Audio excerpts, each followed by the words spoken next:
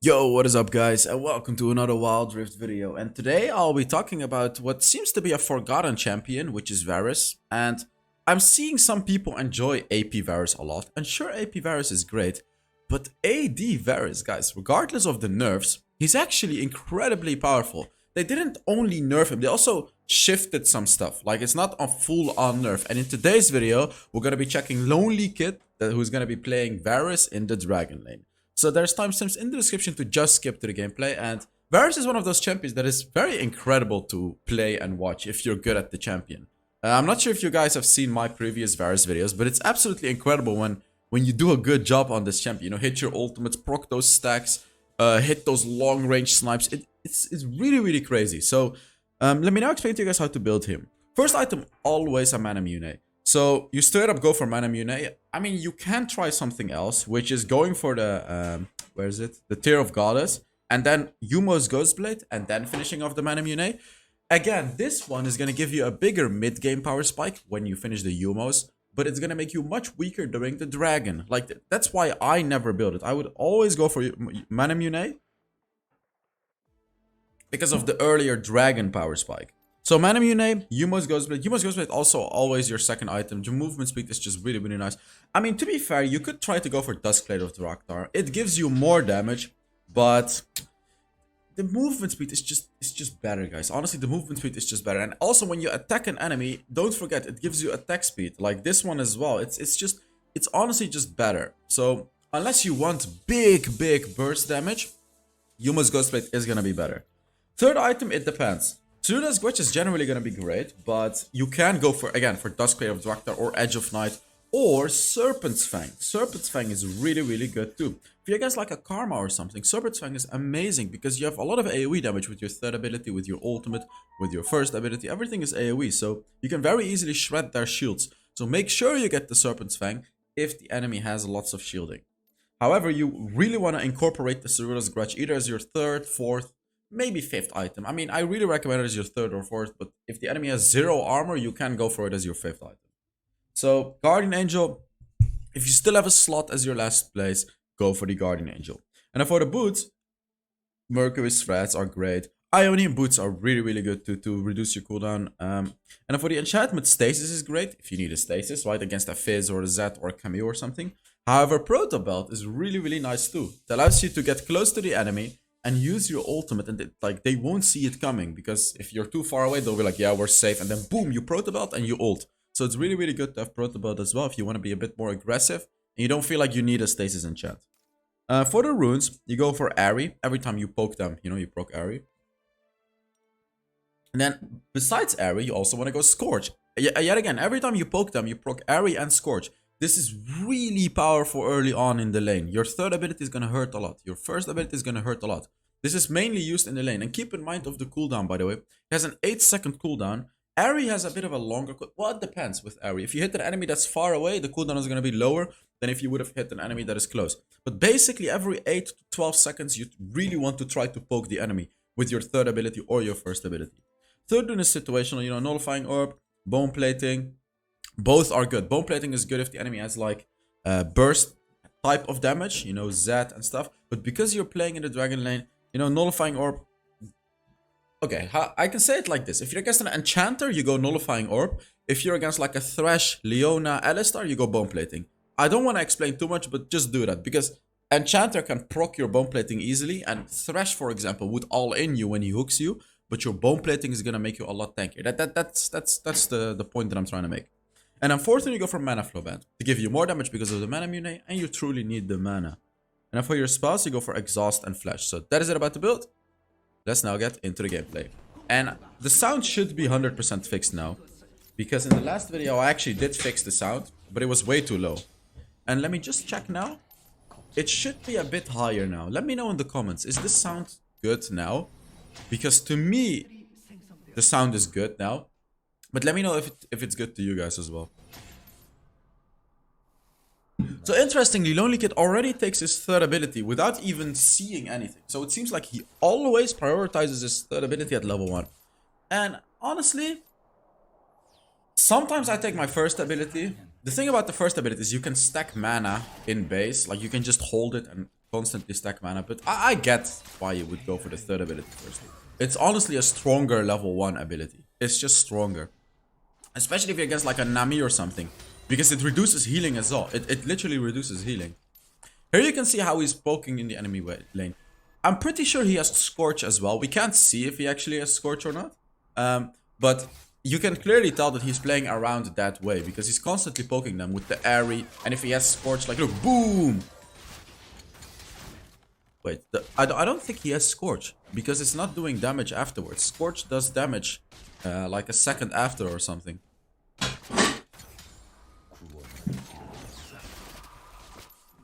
No, I don't think he has Scorch actually. So he went for bone plating, which I would say is a big mistake in this game. Because he's against a Lulu and a Caitlyn. They can very, very easily proc his bone plating. So I would definitely say that is a mistake. However, Lulu is stepping up. He could have... So right here, he could have actually tried to punish the Lulu. Because remember, when you throw Varus' third ability, it's a slowing area. So the Lulu is either forced to take the slow or forced to walk around. I'm not sure what Alistar is doing. Alistar should have been a bit closer or should have been waiting in the bush.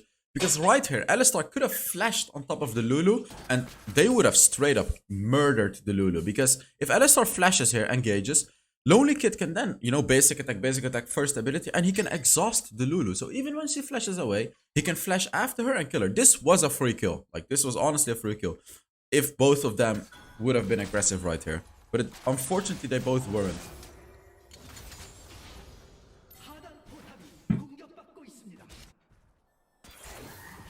Okay, he's poking them down here. This is great. Good damage. I'm not sure what the Alistar... Like, Alistar is just way too focused on the wave. I mean, I get it, you know, you want to get the gold from the wave, but... Like, go in! There you go, go in! This is a kill! Like, it took them so long to get a free kill. It's crazy. Like, this was such an... Ooh. He has Nimbus Cloak. I still think he's gonna die. I still think he's gonna die?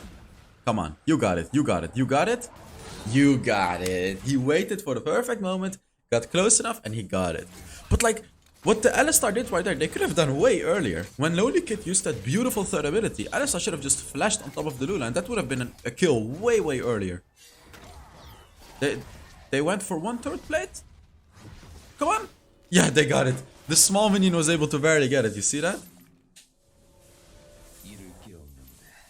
By the way, sorry if you're a background noise. My mom is cooking in the background, so... I don't think you can hear it, but...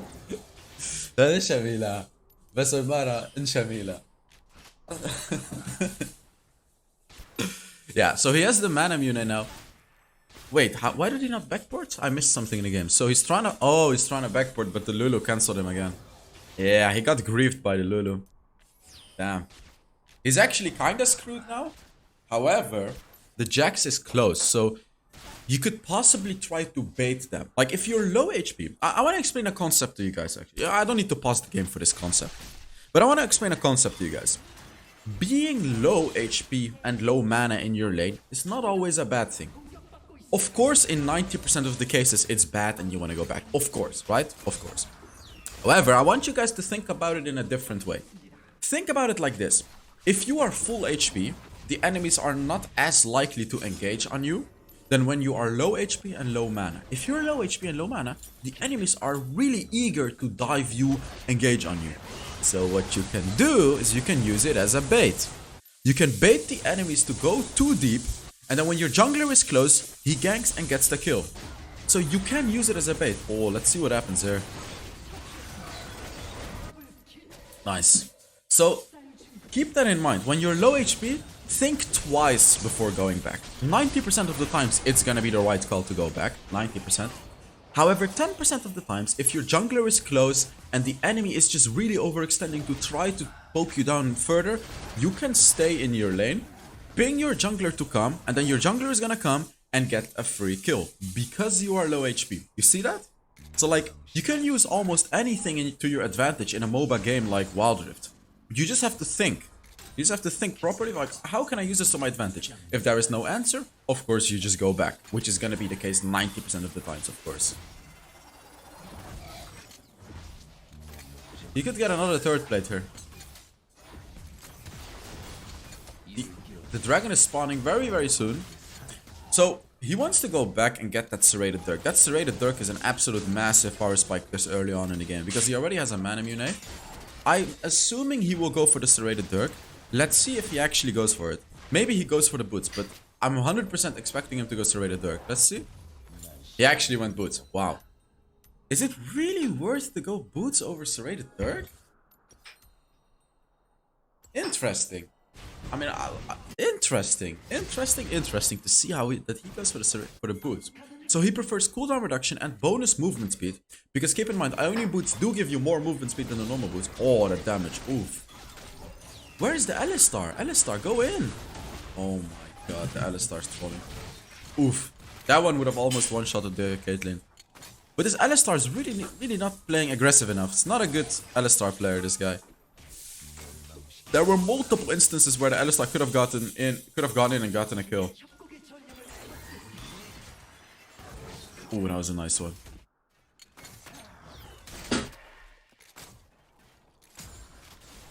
Minion, nice. Ooh, that could kill Lulu. Oh. There we go. That is the free double kill that I'm talking about. It's really this easy, Alistar. Every single time he can do this. It's like, there have been so many opportunities that this Alistar could have gone in. And you know what the problem is of playing ADC with a support like Alistar is? You're 100% reliant on your Alistar to do these kinds of plays. He could just ult the Diana here. Nah, Alistar died, so never mind. If the Alistar survived that engage, he could have ulted Diana and killed her. But because Alistar died, he had to run away.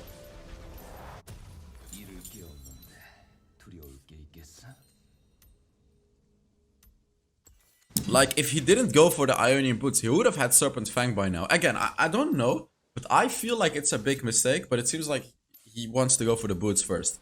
Because if he did go for the Serrated Dirk, by now he would have had a Serpent's Fang, which of course would have been an absolute massive power spike. Ooh, nice damage. He's not gonna be able to save this turret though. Nice, nice. Oh, that's gonna hurt. That's gonna hurt them. Ooh. The damage, man. Come on. He's gonna hit it. Oh, it straight up killed the Lulu. He's silenced, but nice flash as well. He has his ultimate soon. But what he's doing here, just from a distance. And what is very important about how he's fighting, by the way, is he's also utilizing his basic attacks. Like... So let me actually go to the fight. Right here, what a bad Varus player would do in this situation is use his third ability over the wall and then just try to hit the first ability. What a good Varus player would do is exactly what Lonely Kid did. As you can see, basic attack, third ability, basic attack, and then he uses his abilities. You see that? He's utilizing his basic attacks, and even though it's not as important to do this on AD Varus as it is on AP Varus, because the bonus damage that you proc with your basic attacks is fully skills with AP, ability power, it's still worth to do. It still does good enough damage that it is absolutely worth to do. So use your basic attacks, because your basic attacks themselves also do a decent amount of damage. It's not a lot, you know, don't get me wrong, it's not that much. It's not like it's gonna be absolutely game changing. However, you know, for example, doing 700 damage instead of 550 damage is good, right? It's really, really good. And on top of that, you also did your basic attacks, which also contributes towards the damage. So think about it like that. It's as if you have like, how can I give a good example? I actually can't think of a good example. It's a bit weird. Normally I can think of very good metaphors with these types of things. Yeah, I don't want to give a bad example because then... I'm just gonna keep it at that. Oh, that sucks. Serpent's Fang is actually incredibly good at this game, by the way. They have so many shields. They have a Lulu, they have a Malphite, they have a Diana. They have a lot of shielding. Diana got caught in the jungle. Oh, nice. How dirty are those snipes? He's just charging it up and he's just ready every time. By the way, I want to share something else with you guys. Since I I haven't fully quit Wild Rift. I actually play occasional games. I have a gameplay video coming soon with my gameplay. It's gonna be a Jax gameplay. But since since I'm not playing hours upon hours of Wild Rift anymore every day, I am enjoying gaming more because now I'm actually gaming with friends and I'm doing other games too, like PS2 emulator. I'm playing a lot more games and I'm playing a lot more with friends as well. And it's fun. It's really, really fun. I'm working out a lot as well. I have so much more free time. Now, I'm not saying it's a bad thing to play Wild Rift, of course, but I'm just saying that from my experience, you should try to not get addicted to games like this. Like, Wild Rift, Fortnite, Apex Legends, League of Legends, Call of Duty. Try to play these games like a normal human being. And again, I know if there's people like me, like if I play a game, I want to become the best. Like, it's an illness. This is not something good. This is actually an illness. Every time I start a game, I will make it my goal to become the best one. But when I play a PS2 game, I don't care because it's not multiplayer. There's no leaderboard. Or when I play like a game with friends, I don't care either. So those games tend to give me more rest and peace than when I play a game like Wild Rift, where I cannot just sit and chill because I'm constantly full tryhard on my phone because I want to be the best. It's like, it's good. It helped me out because of course I became a really, really good player and I made YouTube content and stuff, but my enjoyment of the game goes down. You know what's funny? There was this game Vainglory, which I'm sure a lot of you guys are familiar of. I also played Vainglory like this, and I was actually a pro player at Vainglory because of this attitude of mine. But I never got sick of Vainglory. Never, never. 5 years. I played Vainglory for 5 years. Hours upon hours, every day, and I regret none of it. I never got sick of that game. That game is magic, honestly. Like, honestly, that game was magic. I still, to this day, do not understand how I did not get sick of that game. Because I played it for thousands, maybe even tens of thousands of hours. Like, more than 10,000 hours I have in that game. It's ridiculous. Oh, nice snipe. That game was just something else. I'm actually also thinking about making a massive video, just fully explaining the origin of Vainglory and how it ended up dying slowly. Not sure if you guys would want to see that because I've actually already started working on that video. I've put like an hour into that video. I'm writing a script for it. I'm planning to make a really good video for that. It would take me like a lot of hours, like dozens of hours to make that video, because I need to write a script. I need to make the actual video. I need to record gameplay for that video, and I need to edit the video. But I would love to do that, honestly, just as a tribute to Vainglory, to make that big video explaining all of it. I also want to interview the biggest Vainglory YouTuber, because he's actually a friend of mine. Yeah, I should do that as well. I should really make that video, like, enough low effort content. I should really try to step up the game and make some interesting videos like that, as well as make the Wild Rift content. Oh, that's gonna hurt. Ooh, look at that damage. Oof. Wow. If that one hit, that would have chunked down Caitlyn to like 1 HP, by the way. Oh, you hit that one in the backline. You need to have very, very good awareness of where everyone is when you play Varus, by the way, because it's not always obvious where you should hit the arrow. Because of course you can take the easy way out, which is hitting your arrow on the front line, of course, and a lot of cases that's gonna be good. However, if you know where the enemy backline is as well, you can try to hit the backline. And if you do that, oh, oops, that's his ultimate. If you hit the enemy backline, it hurts much more.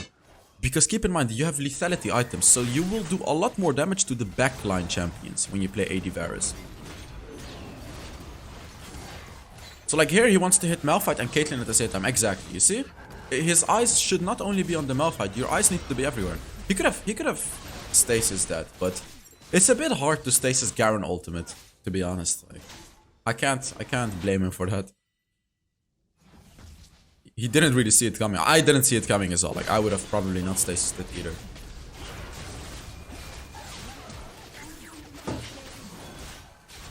Oof. Wait, what? Are they ending the game? They could end the game. It's Jax and Sion. They're actually gonna end the game. The two most disgusting split pushes in the game, they just ended the game. Let's take a look at how much damage he did and everything like that.